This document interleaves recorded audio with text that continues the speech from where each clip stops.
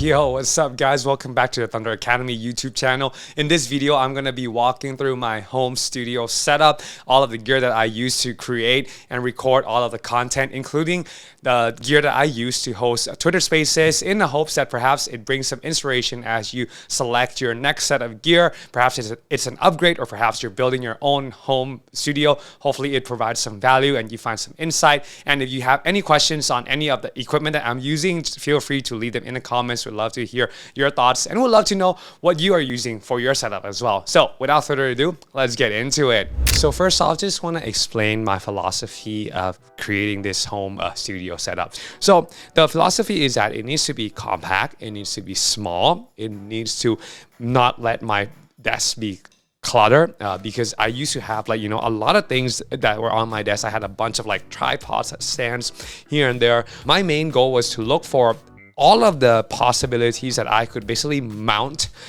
every possible equipment on the edge of the desk. That was mainly my thought process, to get everything on desk mounts. So this goes for all of the lighting, all of my stands, all of my monitors and stuff like that. And so that's why I picked all these equipment based on this philosophy. And of course, it needs to sound good, look good, and as well as also last me, basically many years to come. I don't plan to, change this ever again. It was going to be a one-time setup fee that I'll just pay and just use, and just basically not have to worry about anything again, to make sure that the quality of all of the videos, the sound, the lighting was spot on. The camera. This is the camera that I usually record on most of my content. So as you have seen in the other video that I talk about my office setup, that one has two cameras. In this home studio, I just recently got two cameras as well, but my main one is this camera that I'm recording off. This is actually a Sony ZV-E10, an amazing compact camera. It's great for vlogs, it's great for live streams, it's great for recording content like this. And this is actually, I'm rocking the 16 millimeter Sigma lens f1.4, so it gives you that really shallow depth of field, but also a wide angle that can also be used for vlogs. It's actually one of my favorite pieces of lens, and I would recommend this for anyone that's looking for a compact size, lightweight and streaming setup. This lens and this camera is perfect. It's so nice, so clean, and as you guys can see, the quality is very good. And it might not be have that extremely shallow depth of field that you would get from a more steeper lens like a 50mm or a 35mm, but this does the job well, and I like it a lot. And yeah, that's the camera, and this is actually plugged in to my MacBook Pro 16-inch. It's actually a 2021 model M1 Pro chip with 16 gigabytes of RAM. I'm using Ecamm to record directly to my laptop. If I'm streaming, I'm using a software called Restream. And there's also another one that's also very popular, which is called StreamYard. So go and check that out, see which one works better for you. Yo, what's up? So this is actually the Elgato Pro. It's a HD camera. It's not the 4K version. So as you can see, this is a front facing camera.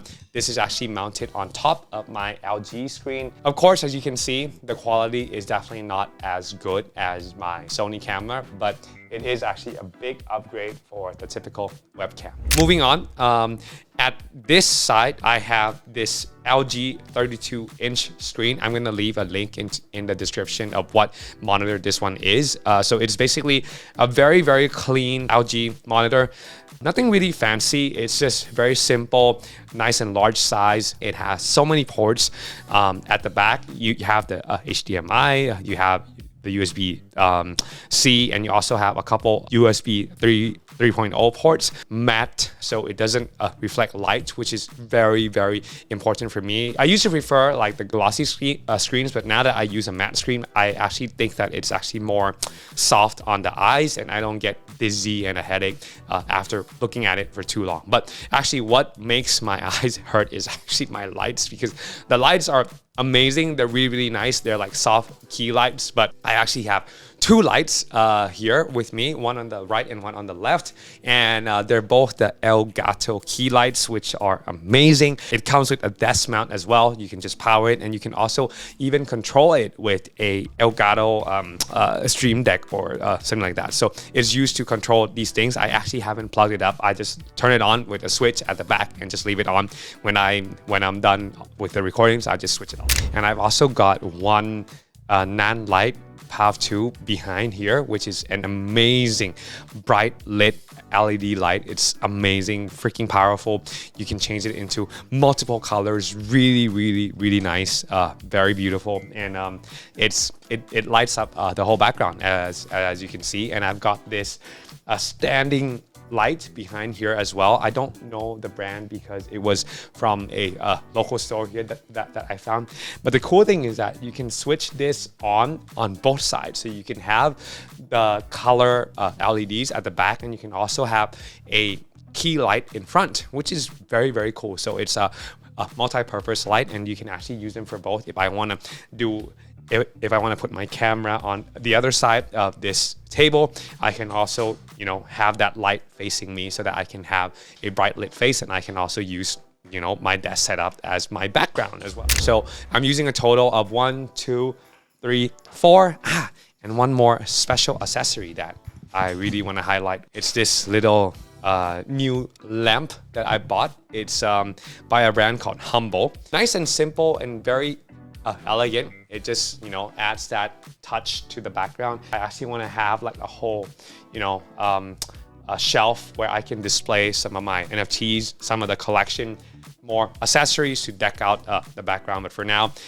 this is the last one that I wanted to add onto the list of my lighting equipment. Talking about the keyboard. So yesterday on my Twitter post, I actually posted this keyboard on the timeline with my setup, which is actually the Keychron.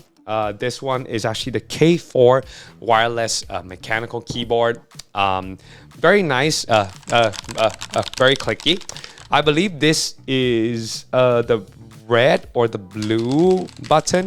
The only bad side is that sometimes the battery runs out, and I don't really know that it runs out. So I usually have to charge it for a while, and then I'll switch to my other keyboard, which is also amazing. It's the MX. This is one of the most popular keyboards amongst YouTubers, content creators, gamers, streamers, and whatnot. This is actually the MX Keys. I believe this is actually the first version. It's not even the number 2. I've had this for a very long time, and it still works. Simple. It's got nice spacing, and you can switch between devices really easily. So you can go back, 1, 2, 3. Now with the mouse, I have fell in love with the MX Master 3. This one is actually new. This is the MX Master 3 for Mac. It's not very new. The latest one is the MX Master 3S. Honestly, I don't use much of the functions, but I just like the ergonomics of the mouse because it just just fits really well, and it has that amazingly smooth, and it fits my wrist nice, and it doesn't make you hurt on your elbow. Under the keyboard and the mouse, I've got the Razer mouse pad. It's a really colorful mouse pad. It's got these LED lights that goes around it, and it also it plugs straight into the LG screen, which is amazing. Now let's talk about the sound. For my sound, I'm using my favorite mic of all. I think I was watching like some YouTube videos, and I've seen that a lot of people use Shure, so I just went straight to it and fell in love with the sound quality. And as you guys can tell, I'm recording straight into the mic. So this mic is actually plugged in with the XLR cable, goes straight through a Rode PSA-1 mic arm. Really good, very smooth, very strong, very solid build. I think this is probably like the best mic boom stand that you can get for your money. All right, so Rode mic boom arm, XLR cable, goes straight into my next favorite piece of equipment, the Rodecaster Pro. It's the version 1 right now. They've come out with the version 2 already. This is where I actually can record straight into a micro SD card, which is very handy. It allows me to basically record podcasts without having to even plug in my computer. I can just, if I have an idea, I'll just go and record, and there's a bunch of buttons here that I can just use that to basically add in intros, sound effects from, you know, wherever you want, and then you can add it on and you can actually play them. It's an overkill because you can actually have up to like 4 mics plugged into this one Rodecaster Pro. Anyways, for now, I'm using this mainly for just one mic, but I do like the layout. I do like the fact that you can have multiple inputs and outputs. You can have a USB cable connected, which is what I'm doing right now. So the XLR plugs into the Rodecaster Pro. Then there's a USB-C cable that plugs in at the back and straight into my MacBook Pro laptop. This makes me be able to get the sound from this Shure mic straight into my recording software, which is the Ecamm software. And that's where I then get the sound from this mic straight into the laptop, along with the other USB-C cable plugged into my laptop with my camera. I've also got the speakers that I want to talk about because this was a recent pickup and I didn't realize that they were this undervalued. I honestly have seen a lot of really high-end speakers that are costing like upwards of $300+. This was around $200. Now for the sound quality, I dare to say it actually matches or even exceeds my B&O i7, which is actually one of the, you know, their very sexy speakers. It's nice and honestly, it's on par with this one, or maybe this is even better.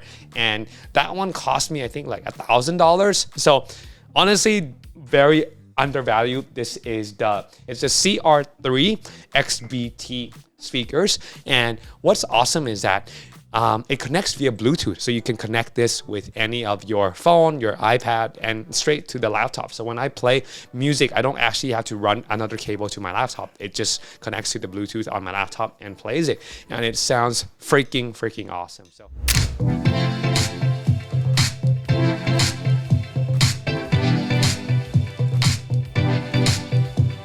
yeah, so that was that, and I hope you guys like that sound. As you can tell, it sounds amazing.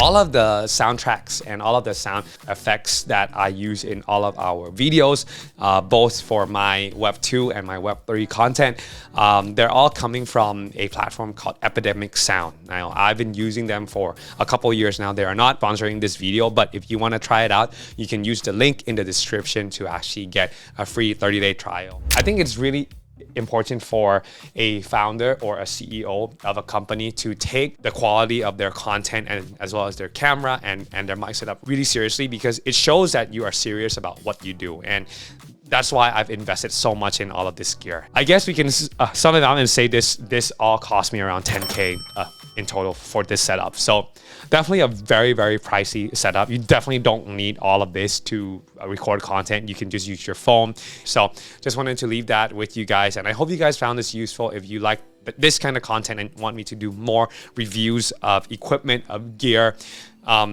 leave a like, leave a comment, and let us know in the comments what you want to see more of. And I would like to hear what you guys are using as well in the comments. And see you guys on the next one. If you want to watch the other type of content, if you're new to Web3 and you want to see what a blockchain is, and I basically try and break it down into very easy to understand language for as many people as I can, check out the playlist that we're going to leave here. And hope you guys enjoy this, and see you guys on the next one. Bye-bye.